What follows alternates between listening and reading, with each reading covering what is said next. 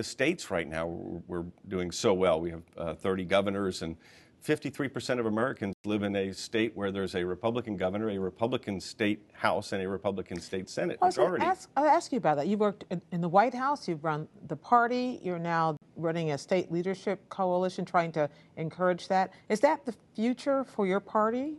I believe the future of our party, I'm a big believer in a bottom-up party. I think that we have a lot of very effective governors and lieutenant governors, attorneys general, state House and state Senate leaders who are putting forward some very good ideas that are having an impact on people's lives in a positive way. That's why their numbers are so good. And they talk in a way, Gwen, that I think resonates with people. You know, you're much more likely to hear Republicans in the states talking about affordable housing and improving our schools and giving everyone a chance for upward mobility in a way that you don't often hear. And I think in some ways it's not fair because these are governors so they can set their own agenda.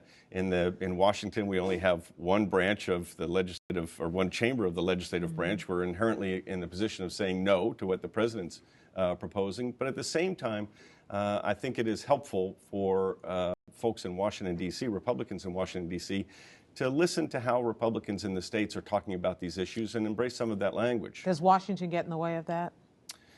I think sometimes it does. I think that's true, again, on both parties. The higher up you go in the political process, the more polarizing things get anyway. You know, someone said one time there aren't Democratic potholes or Republican potholes. You know, when you're at the more local level, it's less polarizing. But I do think that how we talk about issues and what people hear coming out of Washington, D.C. Is not as appealing as what they're hearing coming out of state capitals. Ed Gillespie of the Republican State Leadership Committee. Now, thank you so much for joining us. Thanks for having me.